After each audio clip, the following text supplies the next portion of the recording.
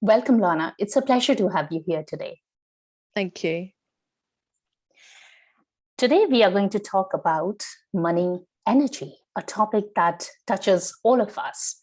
We are going to get into the topic of money energy, but why don't we start with understanding a bit about you?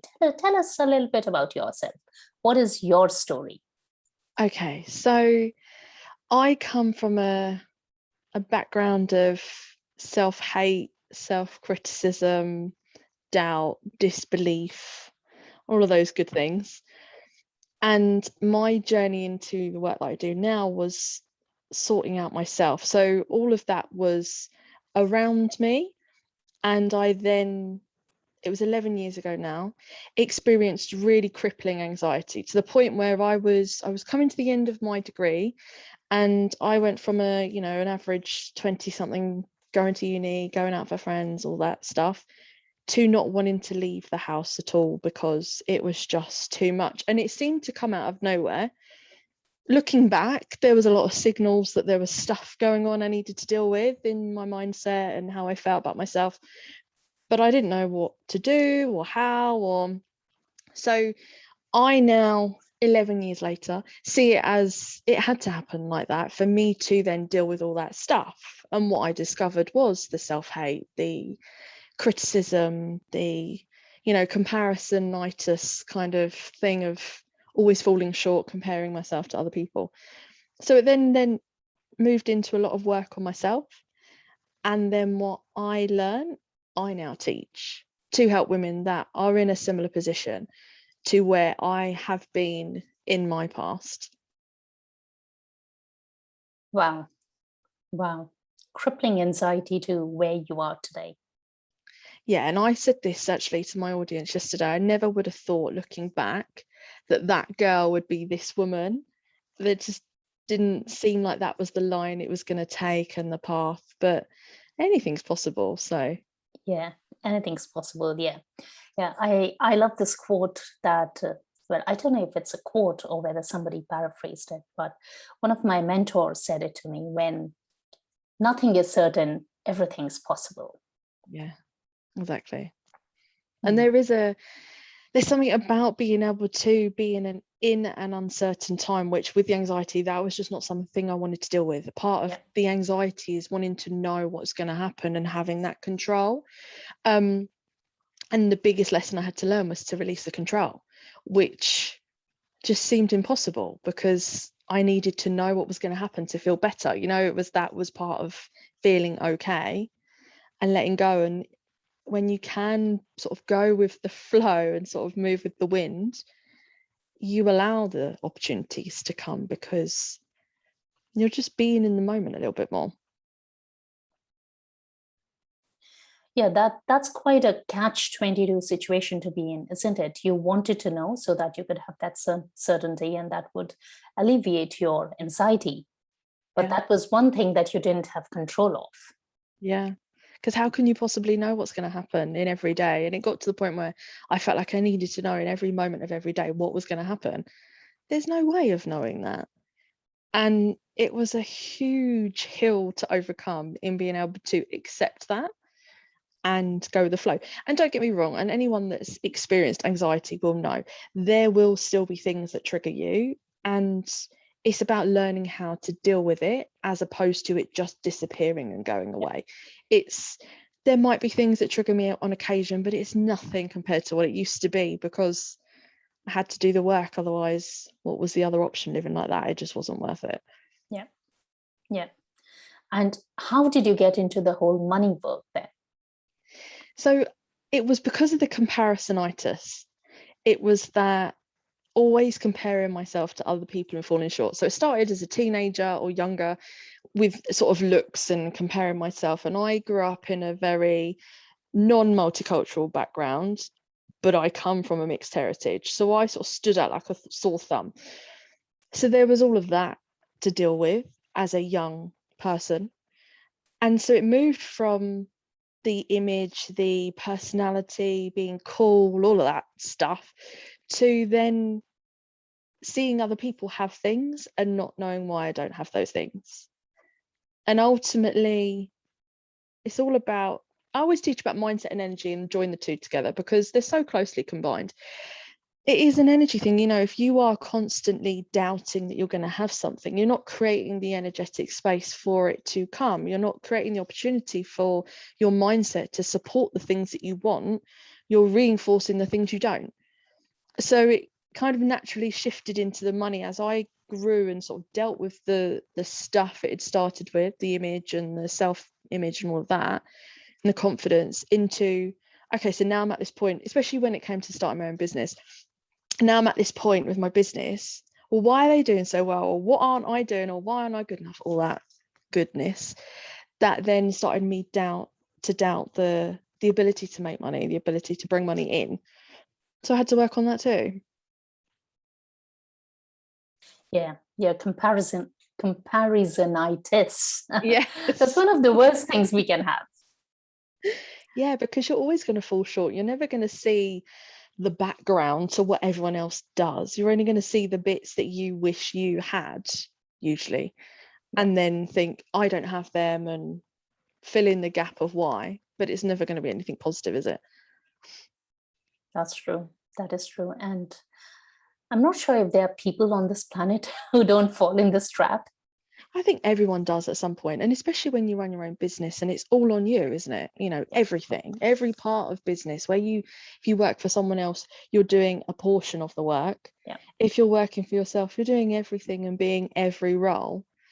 So that's a lot of responsibility as well. And then to not make the money that you need to make or that you want to make, or both, you so easily fall into and especially social media, it's everything's amazing social media. Like I make a point of posting pictures where I look a little, like I did a post a couple of weeks ago about me coming off of a horse. Mm-hmm. And my other half had taken a picture of me sort of like coming very unelegantly off the horse, because that's real life. Most of my camera roll pictures like that, not the perfected picture that's taken 10 shots to get.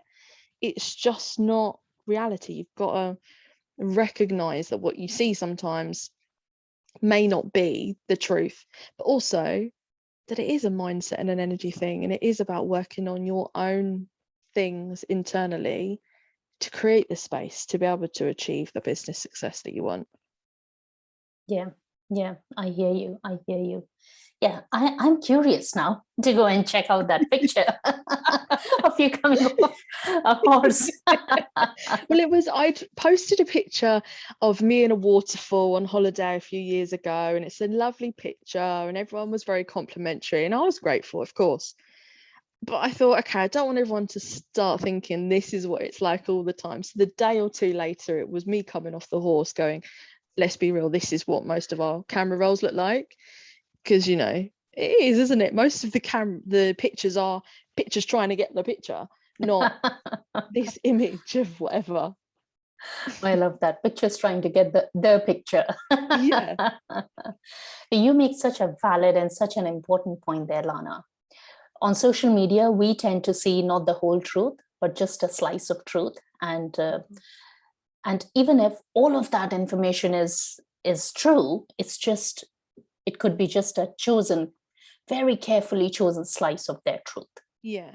Because so the success that people that you see, and I will talk about that as well to motivate people, but sometimes it's portrayed, like you say, it's just a slice of it, not seeing the work, and whether it's the internal work or the actual business work or the time and the effort it's put to get to have that day, week, month, whatever it is that you're celebrating. That is true. Yes. So let's talk a little bit about money energy. Okay. I do like this conversation. For me, it's always about realizing how you feel about money, first and foremost, because we're kind of taught to see money as a dirty thing. To crave money means you're greedy, or to want more than you have means you're greedy, as if success and wealth is a bad thing, or comes with certain things that could deem you less of a person. And depending on what industry you're in, it could be that your industry shouldn't want money in return for its services. Part of the work I do is spiritual work, and that often has that association that, well, it's spiritual, it's connected to the soul, why are you charging for it? But it's an exchange. At the end of the day, money is an energy and it is an exchange. And whatever you exchange with, back in the day in tribal societies, it would be a service for a service or a product for a product. It would be an exchange of something. You wouldn't give and not receive.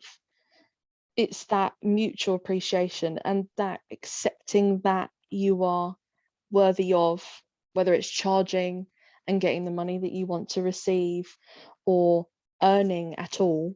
It's the energy. So a huge part of it is dealing with how you feel about money and then how you feel about receiving. You know, sometimes people can't receive things. So whether it's a compliment or a gift, someone tries to give them a cup of coffee and they'll be like, no, I'll pay you for it, rather than just like, thanks, I appreciate it. And then of course, naturally, you will pass on that gift to someone else, whether or not it's that person.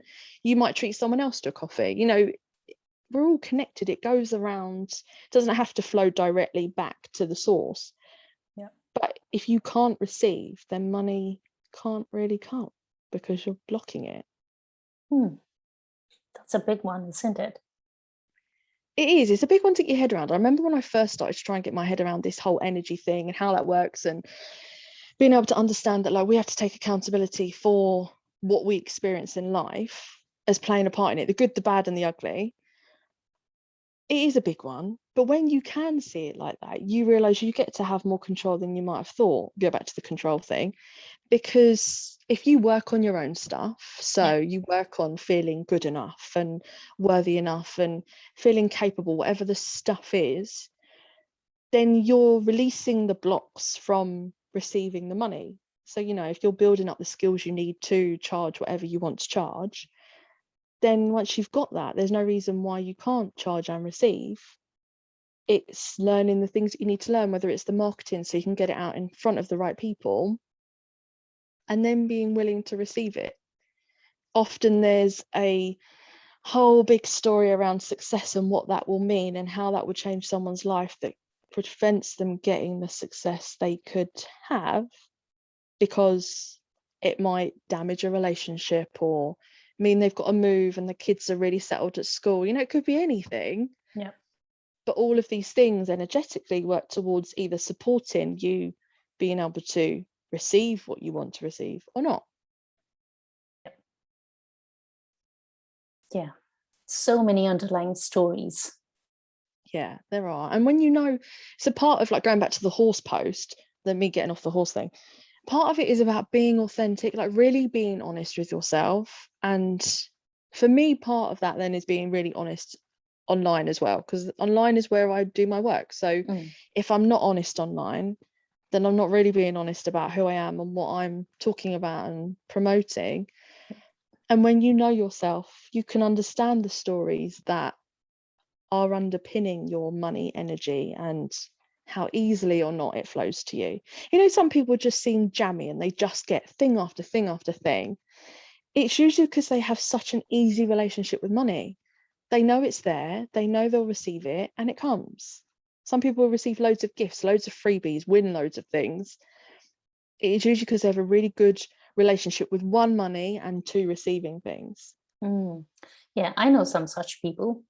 Yeah, we all know a few people like that. It's just like, ding, ding, ding. They just seem to be getting everything. And it's because of a lightness about them in relation to money and that money energy. You know, it's like if you meet someone and they're quite light and airy, in as much as they seem content and happy and they can talk with ease, as opposed to someone that seems quite heavy and not as easy to talk to. You'll come away feeling different, won't you? Talking to each of those people. Same with money. If money is an energy, so it's like a being that's interacting with you, it's either going to interact with you and come away feeling light and think, okay, this is nice, I can go back to that place, or think, okay, you obviously don't want to experience it. It's like if you give someone a compliment and they're so caught up in their self-hate or their lack of confidence that they just can't accept it, you know they're not ready to receive it. Same kind of thing. Yeah, that makes so much sense. I remember being in a conversation where, well, this is many, many years ago, where I appreciated someone and I genuinely meant it. And it was a very simple kind of compliment. I think it was about food that had been cooked well. And this person was just not used to receiving compliments. They unfortunately didn't have many people who at least vocally and verbally appreciated them. One, they got a bit, what should I say? Really uncomfortable. Uncomfortable. Yes, that's the word I was looking for. And two, they actually got a bit weird about the whole thing because that wasn't their experience, and they were thinking, "Oh my God, why is she appreciating me?" Yeah, it's then that assumption that you want something. That's why you're being nice, or Yes, what's the yeah, hidden agenda? Like, why are you being so nice? yeah. The whole thing just got a little weird, and that was because they just didn't have the capability to receive appreciation. Yeah, and that's it. When you find it hard to receive whatever it is, whether it's a compliment or money, it's a block. It's something stopping you being able to receive. That's why, the best response to a compliment is thank you, because it's that thanks. Even if in your head there's a doubt about, really, do you really think that? Like, so this person with the food, really, was it really that nice? But if they receive it with a thank you, it's that energy of, okay, that was received. It'll start to make a difference to them, rather than try and contradict it. Is like batting it away, isn't it? It's like saying, no, that's not right, have it back, kind of thing. And then you're not allowing that space for change, because you're not ready, I suppose, to change how you feel. And depending on upbringing, depending on the people you surround yourself with, you might be around a lot of people that just never say anything very nice. Yeah. True. So are we saying that whatever happens in one aspect of our life, now let me reframe them, whatever our reality is in context of money, we will be able to see that reflected in other aspects of our life? Yeah, totally. Because if you see money as just, if you take away money from money, if you know what I mean, so the money that our society's built on, that we need to buy things and to have a status and all that stuff, and it's just a thing that we exchange, and it could be like a blade of grass, it could be something as insignificant as that. How we treat that reflects in other areas of our lives, so how we receive it and treat it. And it says something about us. It says more about us than anything else. Yeah. But does it not mean that if there is somebody who values money and chooses money over everything else, well, it doesn't mean that they should by default get more of it because they're valuing money, they're appreciating money, they want it? Perhaps it kind of depends on the intention. So if someone's very money driven, it's always about a balance, isn't it? A balance of having enough that you're happy, you're content, you live the life that you want to lead, whether that's a very lavish life or a very simple life. That's up to you. That's a personal thing. If you love money, it will flow. The amount of money that you need and want might vary. It might be someone that loves money and it flows, but they don't need that much and they're content with that. Or someone that wants a really lavish lifestyle, needs quite a lot, and they're content with that too. It's more your personal relationship with it, as opposed to comparing it to how other people might receive it or not. Some people will really feel like they want it, but there's such a desperation around it that then that's like a repellent. When you try and cling too strongly onto something, you just start repelling it. Same with money. Or someone. Yes, you see it most simply like in a relationship, when you're trying to build a relationship with someone, especially if it's a romantic relationship and you really want to be with that person, or you really want that future that person's going to provide, and you cling on for dear life, you probably will push them away. Same with money. Yeah. I remember one of my coaches had used this example I was in the initial stages of my business and trying to figure everything out, trying to make it work. Why isn't it working? Why isn't the money flowing? Why aren't people buying? Boo! All that stuff was going on. And this is the example that she had used. And that was the moment when I got it, because it is such a powerful example. It is so powerful. I took a while to embody it, obviously. We do. We have to go through our own lessons and learn what we need to learn before we get there. But getting there is key. However long it takes you to get there, it doesn't matter really. Yeah. Yes. So the point that you make about desperation in regards to money, that is so important for the audience, for the people who are going to watch us up on replay, because when we are desperate as business owners, we just repel people away. It shows up in our energy. Somehow people feel it. Yeah, always. I used to run, because part of what I do, like I said, is spiritual. So part of my work is with crystals, and I used to run crystal workshops. And I remember always telling this sort of idea of when we used to, well, pre-COVID, when you could go out, and obviously now you can. If you went to a bus stop and you happened upon a stranger and they started chatting to you, and you instantly, without knowing anything about them, you don't know them, you don't know anyone that knows them, they are a stranger to you, you instantly feel like you want to move your physical body away, is because something in your energy has picked up something in their energy that they just don't get on for whatever reason. We will, the way we're socialized, talk ourselves out of that, think we're being rude, judgmental, harsh, and think, I don't know this person, I need to get to know them. Our conscious mind will take over. We will attempt to get to know them. Invariably, if we did get to know them, it turned out that we were right all along. We should have just listened to our gut. That being able to feel that energy is what you talk about the desperation. So when you meet someone, you feel their energy, you feel their vibe, their vibration, more than before they've said anything, before they've done anything. You will just pick it up. You'll naturally know who you like in a room and who you're not so keen on. And like I say, we will think that we're mean and we're judgmental if we follow it, but it's not about that. It's just about listening to your signals from your energy, and you will get the signals of, okay, this person's my kind of person. They don't even have to open their mouth, you'll just know. So the same thing with desperation. If you're giving off this desperate vibe, money, if you treat money like a person, it picks up that vibration and will run the other way usually. Because like, it's too heavy, it's too much, I don't know how to overcome all that desperation.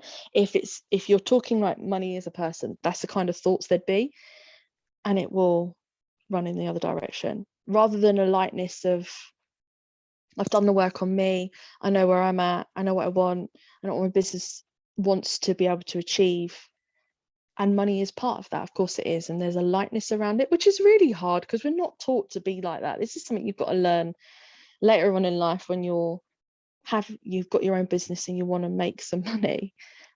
But you can learn it, we can always learn. Yeah.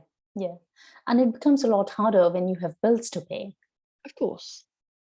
The more constraints you have, the more you need that money, the more it anchors you in that I really need it because I've got the mortgage to pay, I've got the bills to pay, I've got the kids' fees to pay, all the stuff we have to cover. That's why sometimes they say, if you are starting your business and you can have a means of earning money that isn't your business, it gives your business the energetic freedom to make its money. Yeah. Because the pressure's not on it to instantly provide everything you need from the beginning. Yeah. That is one of the reasons why I never suggest that people leave their job. That's just an example. Leave their job and start their business because they're passionate about it with no plan. I mean, I did that, but I agree with you. That isn't something I would suggest. I'm a bit of a let's just run straight into it head first and we'll deal with it. And yeah, doing that the hard way, I definitely agree. That's not something I ever suggest, because then there's so much pressure on your business to work from the beginning without knowing anything about anything. Yeah, I did it too. Okay. I did it too. In I good think, company then. yeah. Yeah, I think there's so much glamour around follow your passion, and if you dream, if you have a dream, go and get it, and all that is correct. But then all that is true, but then so are the bills. Yeah, it's a balance, isn't it? It's a It is balance. that. It definitely follow your heart's desire, because you will regret it and live the consequences of not in your life if you don't. Yeah. But don't do it at the detriment of your sanity or your peace of mind or being able to sleep at night because you've given everything up to follow your heart, but you didn't have a plan. You can still have Yep. a plan and follow your heart. Those two things can go Yes. together. Yes. Yes. Yeah. What I'm saying is follow your dreams, but don't do it the hard way. No, learn from us that have done it the hard Learn way. from Do it us. the easier way. There's an easier way. There's a better way, and it is going to help you get to where you want to get to in an easier and more fun way. Yeah. Yeah, without so many struggles along the way. Yes, yes, yes. Why make things harder than they need to be? Exactly. Mm, We do though, don't we, as we humans, do that. often. We do that because when we work hard and when something is hard to get by, oh, we have earned it. That's so true. And that's something that I used to carry. That was one of my stories. You've got to work hard. And especially I was the person in my family that didn't follow the traditional route. I mean, I went to uni because I loved studying, to be honest. Otherwise I wouldn't have done it. I studied social anthropology, so I loved my topic. It was about humans and cultures and traditions, and I wanted to be a lecturer, and then the anxiety came, so the plan changed. But there was this real belief in me, partly from my family, partly just from society, that to get anything, you've got to work really hard, really hard. It's got to be hard graft to earn decent money. And then this year, especially, so the last 12 months, it's been a real game changer because I've really worked on myself to feel differently about that, to feel less like it has to be hard work. It just has to be aligned work and the right balance of work. I work less now and earn more than ever. And of course, I've set the foundations to get to this point. But part of that is releasing that I need to earn this money, or that real like, oh, I need to make this month, letting it be a bit. And it seems to just flow so much easier. There is a little bit of magic in it too. Yeah, yeah. That was one of my money stories as well. You've got to Mm, work hard. yeah. When we work hard, it somehow makes everything, all of it, worthier. Yeah. If somebody were to hand down success or money to me, it's not worthy enough. Yeah. And part of that, isn't it, the 9 to 5 kind of culture of, well, I've worked X amount of hours this week, or I've done this amount of overtime, or this project took this amount of hours in this month. And you think, wow, that must have been tough. You're really good. Yeah, When actually, especially when you work for yourself, it doesn't have to be that story. yeah, I yeah. cut it down so I now have a long weekend every week. Like, I'm just laughing and I'm earning more than I did. And the part of that is because I set the foundations before, granted. But part of that is because I allow myself to, Mm, because I kind of forgot in the process of building my business, I forgot why I wanted to build a business in the first place, which was to have more time and have a life, not just before and after my work life, which is most of your life then, isn't it? yes, And I kind of lost that in that process. Thankfully, it's back. So it's about the balance. It's always about the balance. always. So for some of us who are in a space where we understand that we have got to improve our relationship with money, but we are still in that desperate space, Mm. what are some of the things we can start doing to start changing that relationship? I think seeing how you can release some of the strain from the whatever it serves by being desperate about the money. So if it is the bills and things, are there different ways that you can change your earnings so that it's not all on the business, say for example, to pay the bills? Yeah, like you said, have a plan, ease into it, maybe take on a part-time job even that's just going to give you a guaranteed X amount of money per month, so that covers the bills. So what your business earns is bonus, and then you give it that freedom, that space to move. It's not constricted anymore by you've got to earn X amount this month. It's free to earn, and then it probably will earn more and you can build it over time. Part of it is working on you as well. How do you feel about money? What are your money stories? What was money like growing up? Often this stuff comes from our childhood and how we're taught to be about money, how our parents were about money and what we saw. So we don't want to repeat that pattern maybe for our children. It's about understanding the context. True, true. So it's important to find alternatives to whatever is causing that desperation. Yeah, if you can pinpoint, okay, I feel really desperate about earning money because I need my business to earn me X amount this month to pay the mortgage because it's all on my business. Yeah.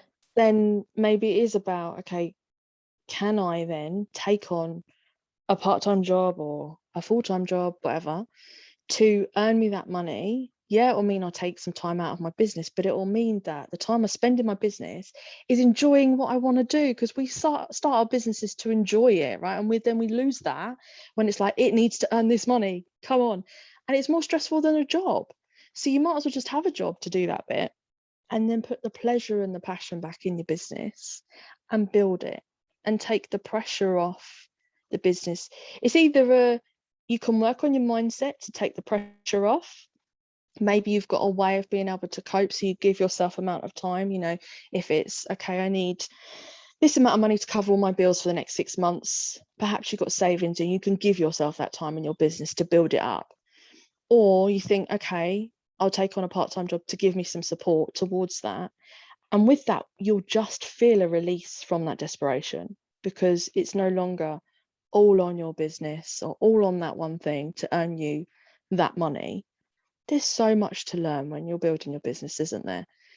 And to expect so much so soon can mean businesses don't continue. They get put down and put aside because they're deemed as not working when there wasn't the space for them to work because too much was needed of them straight away.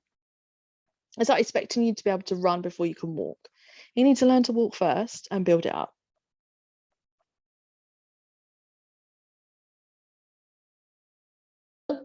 Agrees the person who has made all these mistakes. Yeah, because, part of that is what we were saying about earlier about the social media, seeing these people and they're so successful and business just seems so easy. And I made 10K this week, sitting on a sun lounger. And these things happen. I know people that do these things, but it's not just literally sitting on a sun lounger 7 days a week and making money without doing anything. There's something being done. There's an energy they're in. They've built up to being in that space. It's not they start their businesses, suddenly it's all there. So it's about giving yourself that space and that opportunity without the judgment, without the disappointment. You're a human being. There's going to be a process you go through, and a business is like, it's a lifestyle. It's not a job anymore. You work for someone else, it's a job. You can put it down at 5 o'clock. When it's your own business, it's every day, all day. You've got to learn to shut off yourself. Yeah. True. Yes. Do you have examples of your work with your clients wherein people didn't have the need? And I'll share with you later why I'm asking this question. Where people didn't have the need to earn that money, for example, a bill to be paid, or the mortgage or the rent or food on the table, and yet their relationship with money was completely screwed up. Yeah. There's so many different money stories.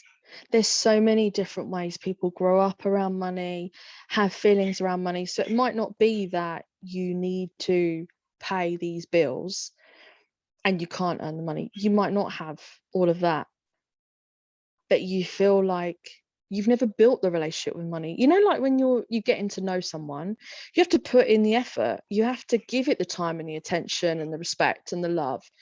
Same with money. If you want money to flow, if you want to be able to make it, if you want to be able to invest it and have some for your pension and all the stuff, it's never something that just stops being relevant to us. It's relevant to us our whole lives through. Then you need to give it that time to get to know it. And you may find that I've had clients that have come from quite working class, difficult backgrounds where money was a difficult thing. And although they were kind of comfortable, they never really made much money. So there was no progression. It was just like a staying in one line, and that was it.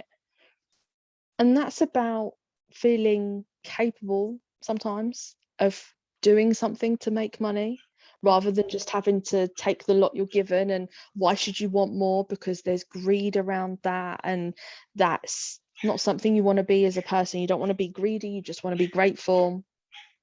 There's a lot of it within the spiritual realm of people giving spiritual advice or healing and then not believing that they can charge for it. So it's not necessarily that they need to pay a bill, but the money's stunted because they believe that their service should be free, or that they're a bad person, so there's a judgment on them if they charge for it. There's just, it really is person by person. There'll be so many intricacies within each person that you can unpick when you start talking to them and understanding, okay, this is how you feel about money. This was how you're brought up around money. This is what your business or your current earning potential makes you feel about money. How do we bring that all together to create a lightness around it?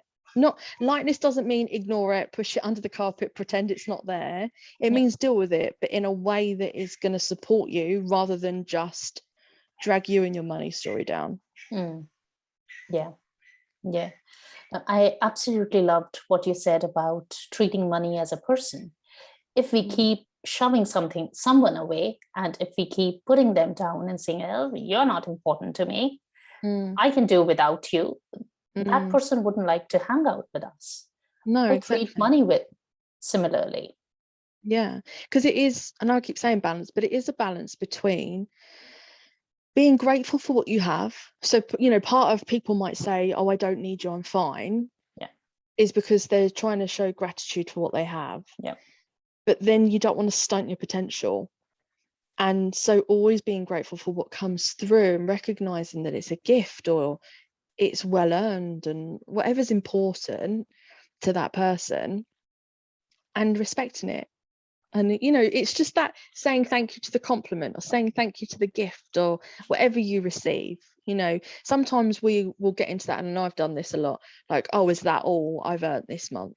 You know, that kind of thing. So you've sometimes way gone over a target, but you had another target in your head and you didn't reach that one. So then you're belittling everything you have done by saying, oh, is that all? How was money, if money was a person, how would they respond to that? They'd just feel belittled, wouldn't they? And rejected. And if you reject, like you said, if you reject someone enough, it's going to stop making the effort. It is helpful if you can see it as money as a person, because it makes you treat it differently. Yeah. The reason why I asked you the question about money stories, underlying money stories, where people were not in a space where they had to say they were desperate to pay bills, but they still had a difficult relationship, was because I had one of those weird money stories. Okay. And my story was, I would appreciate it only when I am the person who has earned it.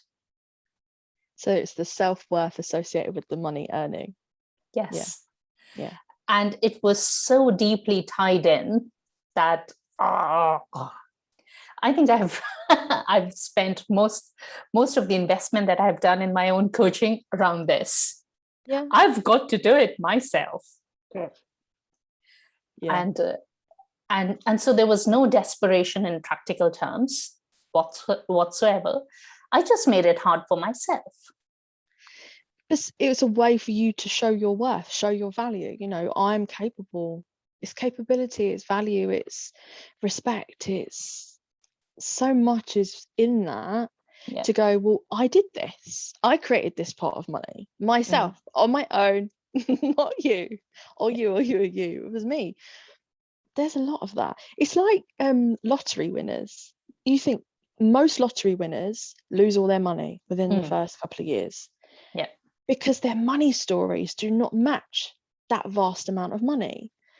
if you are growing a business, if you're earning money, perhaps if you're from a family of money, you'll have a different money story. Money isn't something that's like, whoa, what's this? It's something you're used to. It's something that you've grown, that you've got, like you said, you've done so much work on your own money story, growing your business. So you're growing that. So you're getting more comfortable with money. If you go from either being comfortable or not having much money to suddenly having a massive excess of money and not needing it all, because it's, you know, if you've won, like, what was it, 71 million or something, I think I saw the advert for recently, and maybe it's yesterday, today, whenever it was. If you win that kind of money, so you've not even earned it, you've not worked towards it, it's just, okay, I was just lucky. What do you do with that? People will blow it and it all disappears, because their money story and their energy around money did not match that amount of money, not yet. And they kind of spent it before they got time to get used to it and deal with it. Yeah. And it's just something we're not taught. Like, if we were taught this at school, it's like relationships, we're not taught about them enough either. If we were taught how to have a relationship with money, it's still a relationship at the end of the day, then we could actually see where we're at, assess ourselves, understand that, like you're talking about yourself, okay, for you there was self-worth related into earning the money on your own, not about needing the money to pay for anything, just about wanting to earn it, to go, well, I can do that too. That's a big thing. And now that you know that, then you can understand when you're triggered by certain things, or when there may be a block, because you know that that's part of your story. And that's important. And that's, like, you know, you're halfway there because you already know it. Most people just don't know these things. So when you spend some time learning about how you feel about money and where you've come from and where you want to go with money, then you can understand why you're triggered. It's like in a relationship, you know, if you know that you're quite sensitive and your partner's very kind of blunt, then you're going to get triggered by probably a lot of things in a conversation, because there's a difference between you. When you understand that difference, it can take away the pain and the pinch of that thing, because there's a different style of communicating potentially. Whether or not that relationship lasts is another story, but when you can understand that, then it creates that, oh, okay, so I don't need to really like react so strongly to it, because it's not meant like that. It's just there's a brutal delivery and I'm a sensitive person, so I take that to heart.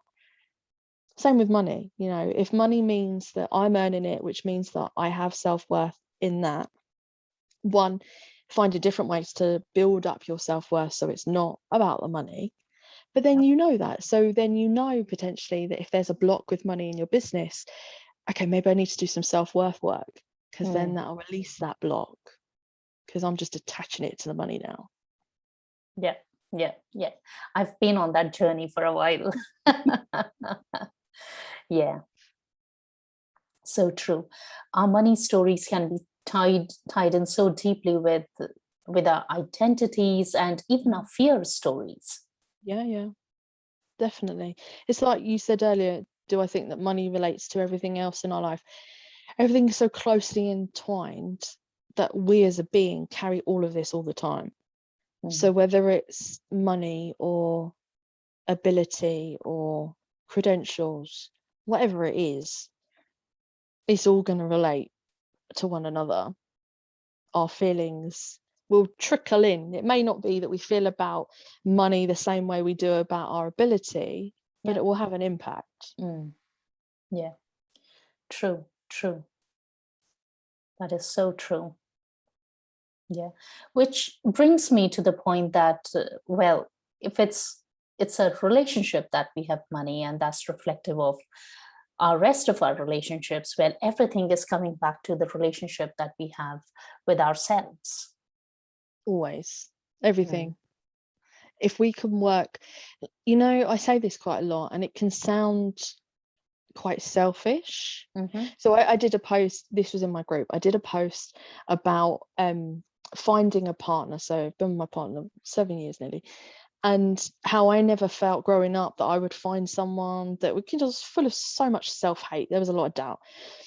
And I ended the post with, But the love that I found that was the most important and more important than my relationship was the love for myself. And ultimately it's true. And it can sound really selfish and really like you're not valuing the other people in your life. You do, but you are always with you.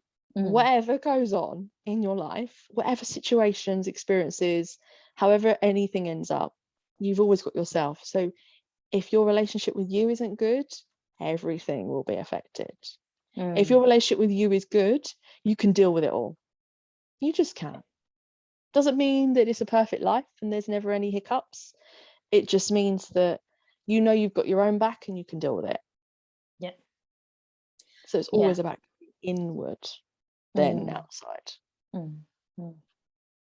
Yeah, I'm big on Ho'oponopono, and this is the exact reason why I think it works so well, because no matter where the goof up is, or no matter what is not working in our life, everything just comes back to us always, because we are at the epicenter of our life.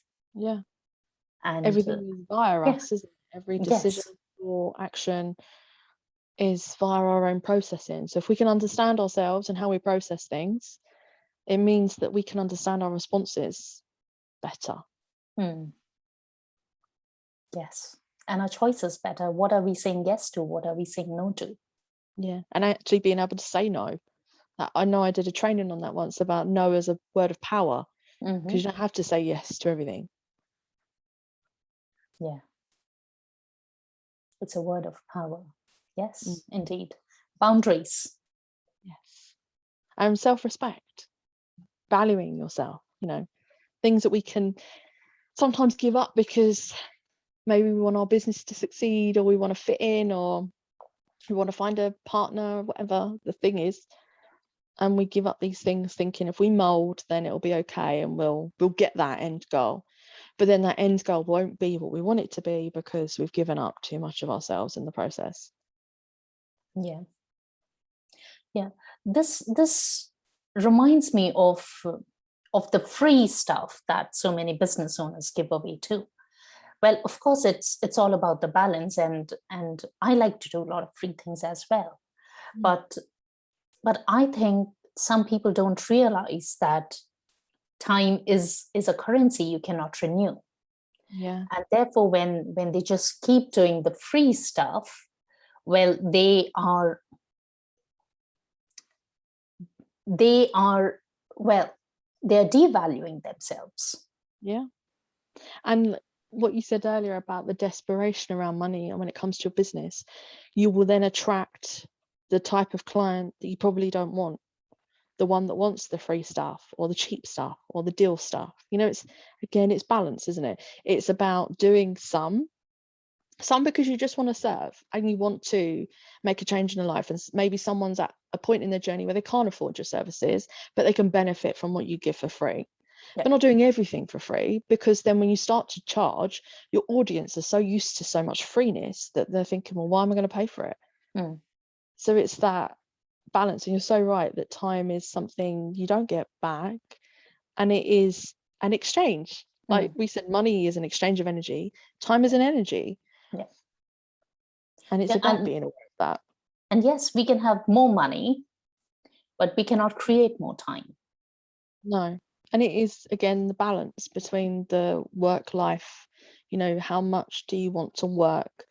Then how much money will that make you? Is that more valuable than the time you might have? Yeah. True. It's not all about money. I like to prefer to talk about abundance rather than money, because abundance is the potential of having a lot of whatever you want.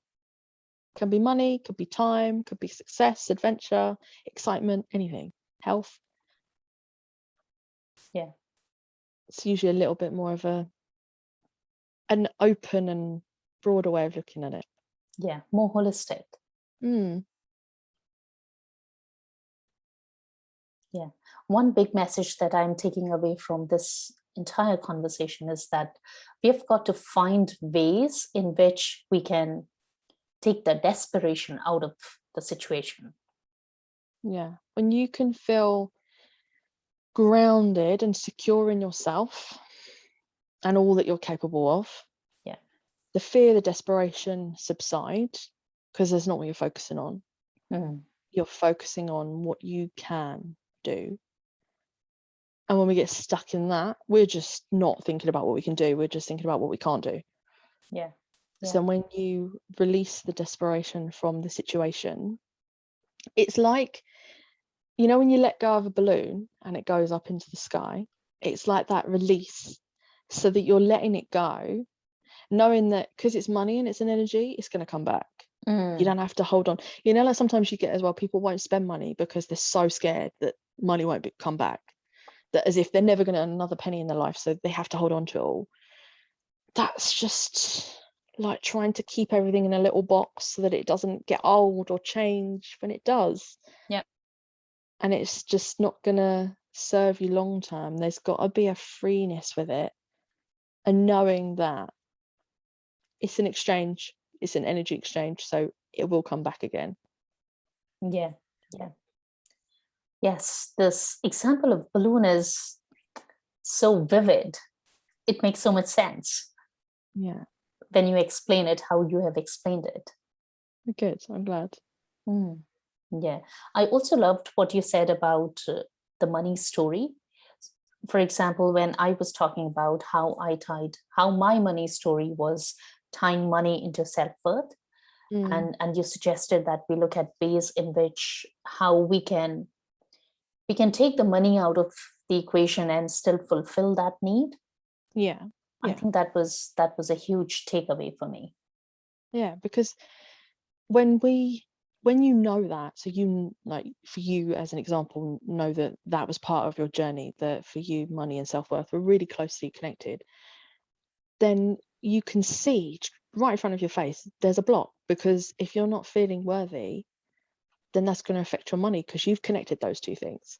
So then when you work on other ways of feeling worthy, building up your own self-worth, then it releases that gap between money and self-worth, because you don't need to rely on the money to bring in the self-worth, Yeah. Yeah. because we need more than money. We need more in energy than just that. And there's a lot of, we turn to things to fulfill us in different ways, right? Our Yeah. businesses will be providing a purpose for us, or making a difference, or making us money, which gives us self-worth or status. But it's like confidence can be, oh, I'm not worthy of, or I don't have the capability of. And actually building that inner grounding confidence that you are what you are, and you've got a lot to offer. And again, not comparing yourself to everyone else. That's a big thing with confidence, isn't Yeah. it? Yeah. Yes. Yeah. You threw in a beautiful expression there, internal grounding. How do we start doing that? It's about knowing who you are. It's that authenticity thing again. It's that aligning with yourself. I went from, when my anxiety was really bad, feeling like I was all over the place, did not have a clue, my feet were not on the ground, metaphorically, to now, I remember I went to a business event and a few people said to me, wow, you're so grounded. And they hadn't known me before. It was just the feedback they gave me in that moment. And it made me, I still remember it now, even though it was years ago, because it made me go, wow, there's such a difference in that. And it is about understanding the stuff. So, like you saying about the self-worth and the money, understanding that that's a thing. For me, it was not feeling good enough, feeling like everyone else was better than me, all that mental stuff that I had to work on, that then it doesn't matter if I see a picture of someone doing really well, or looking a certain way, or living a kind of lifestyle or whatever, because I don't fall into the comparing thing. And I've got that inner grounding that I know my value. So it is a lot about working on your self-love, self-appreciation, to give you the grounding that we're all different. We've all got different things to offer. Whatever happens, you can deal with it. Yeah. Yeah. I think while growing up, we get caught up in the whole what parameters decide that you are worthy. I think many of us, or rather most of us, if not all of us, get caught up in that story. Yeah. Yeah. And it's not a helpful one. No, and it's kind of encouraged, we're encouraged to feel not as good as other people, or to compare ourselves to other people and all that stuff. And all it does is bring down our self-worth, make us question ourselves and our abilities. And You know, even in like competitions and stuff, there's a line, isn't there, between striving for something and showing that you've got determination and the skill versus always being so focused on the competition that you're just missing everything else. Yeah. Yeah. Again, balance. I know I keep saying Balance. balance, but it's true. Yes. Gosh, this has been such an amazing conversation, Lanna. Such an amazing conversation. Thank you. Yeah, it's been lovely to be here. Thank you. Before we let you go, what is one big message you want to share with our audience today? Always love you, because there is only one you. It's a cliche, but it's so very true. There will only ever be one you. So find all the things that you love about yourself, and the stuff that you're not so keen on, just work on getting keen on it, because it makes you you. You know, my coming off a horse very badly was hilarious because it's me and people know me for that. And back in the day, I would never have shared that because there's so much I wouldn't want people to see. Yeah. So being free with yourself, Yeah. feeling like you know yourself and you're really true and honest with yourself, means that you at least don't have to hide from you. And you can feel comfortable in life all over, whether it comes to money or anything else. Wow. Beautiful, beautiful, beautiful. That's such an amazing takeaway to finish the session with. Thank you so much, Lanna. Really appreciate you coming here and talking to us today. It's been a pleasure. Thank you.